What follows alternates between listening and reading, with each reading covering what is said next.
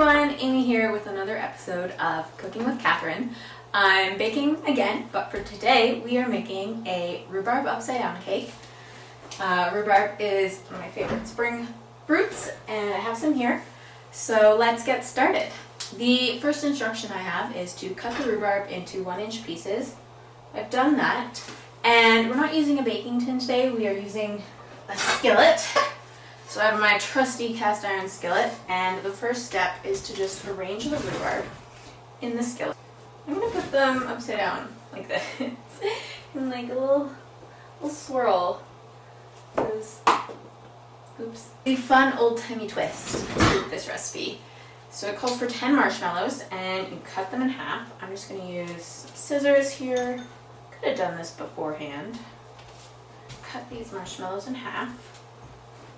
Just have the regular jumbo marshmallows. There we go, all cut up. I'm gonna add them on top of my skillet. I'm just sticking to my hands. Very sticky. Okay, wow. Short list today.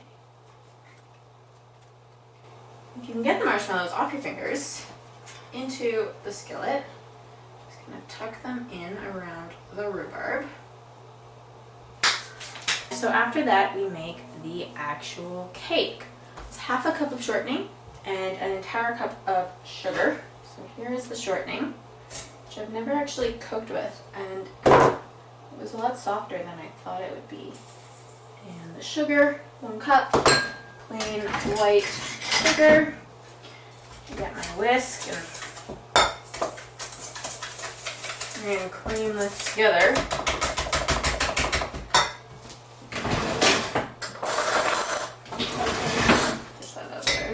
Use a fork to get started. This is a little more involved than the last recipe, so bear with me.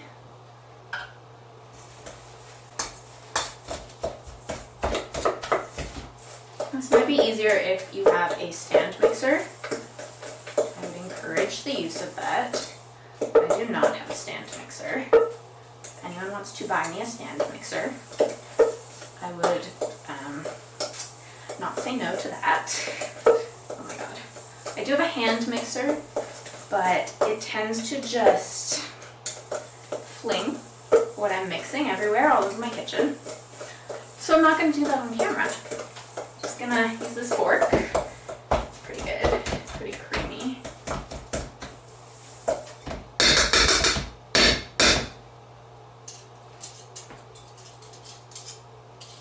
After we've got it going with the fork, just finish it up with the whisk until it's pretty well incorporated. You don't want any huge lumps of shortening or sugar. Alright, so I have that pretty well creamed together. I'm going to put that aside. And we have to add in 2 eggs, 1 at a time. Just regular large eggs.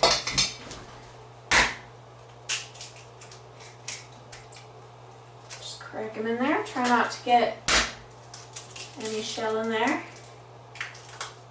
There we go.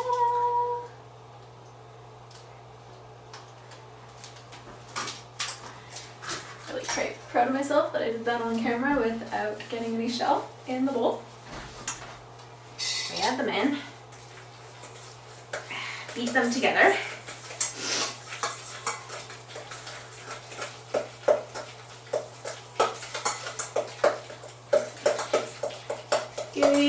That will also help the sugar and shortening come together a bit more. And in another bowl, we are going to sift together all of our dry ingredients. 1 3/4 cups sifted enriched flour, 3 teaspoons baking powder. 3 teaspoons is also 1 tablespoon. Just a tiny 1/4 teaspoon of salt. Sift that in, and then we have a 1/2 cup of milk, and we're going to alternate putting these in until it's all combined. Fork out of there.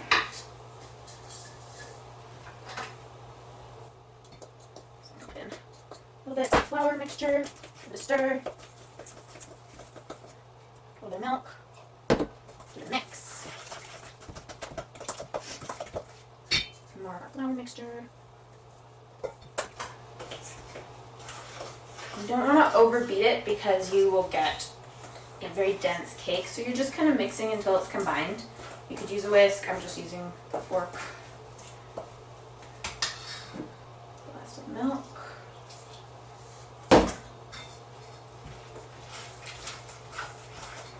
The last of our flour mixture.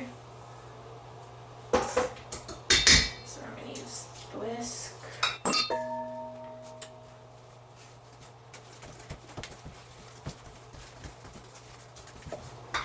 You're mixing until you don't see any major streaks of flour or anything else in there. Quite pale. And I also have to add another half cup of sugar over top of our rhubarb and marshmallow mix. There's a lot of sugar in this recipe. You can probably leave out some of it, but I'm going to follow it as directed. So that's fun.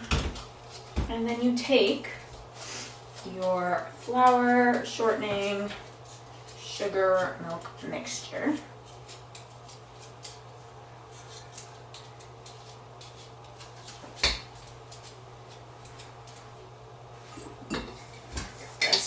Look at that. It looks pretty good. Nice and pale. We're going to take this, we're going to put it in the skillet, and then we're going to put it in the oven. The oven has been preheating to 350, so if you haven't done that yet, get that started now. I'm going to just spread it over our rhubarb mixture.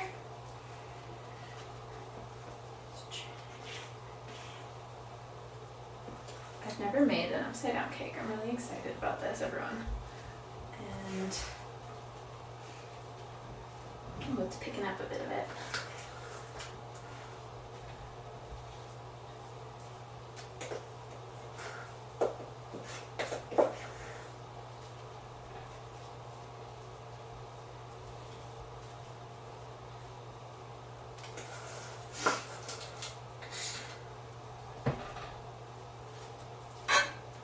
If you don't have a cast iron skillet, I'm sure you could do this in any sort of baking pan, but I highly recommend a cast iron skillet.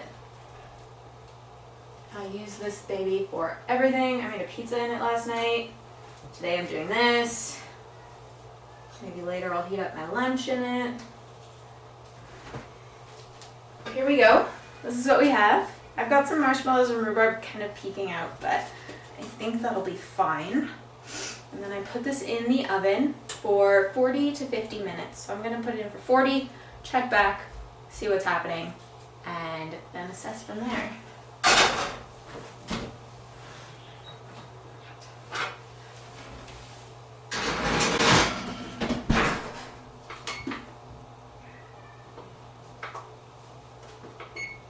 All right, 40 minutes. I will see you back then. You're back. I'm going to have a look at this. It smells pretty good. Ooh, look at that. It's all brown. I'm just going to take a toothpick and see if it comes out cleanly. Hot, hot, hot. Carefully. Yeah, okay.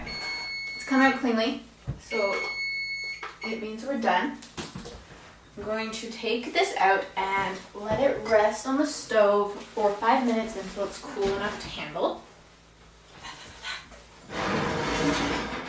Ooh, look how brown that is. Look at that. That looks pretty good. Smells good. There we go. I'm going to leave that to rest for 5 minutes, and then comes the fun part of getting it out of the skillet, inverting it, and seeing what it looks like. So I'll be back in 5. All right, here comes the moment of truth. What we do is we take a knife, run it around the edge to separate it. I'm so scared this isn't gonna come out, because none of the instructions said to grease the skillet.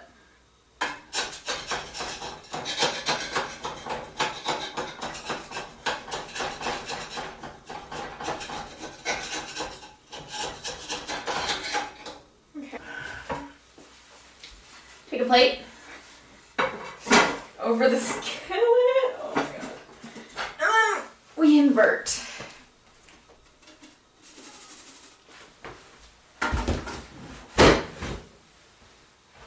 And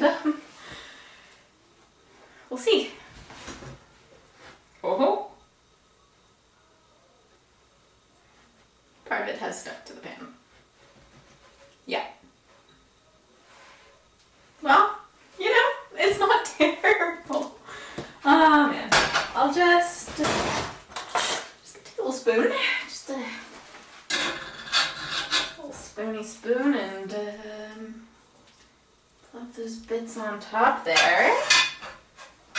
Very gooey.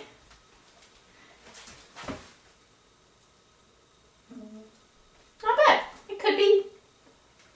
Could be better. Could be worse. It's alright. It's alright. It does alright. Yeah. I'm not sure I would do this in a skillet again. I think I would do it in a well-oiled pan. Top tastes good. Oh, that is sugary, but really tart from the rhubarb. The juices have all kind of intermingled. Alright, so there's the rhubarb upside-down cake. The marshmallows really disappeared. You wouldn't even know they were in there. If you make this at home, make sure to tag the Whyte Museum and use the hashtag cooking with Catharine. That's Catharine spelled with an A. Good luck! Maybe you'll have more success than I did.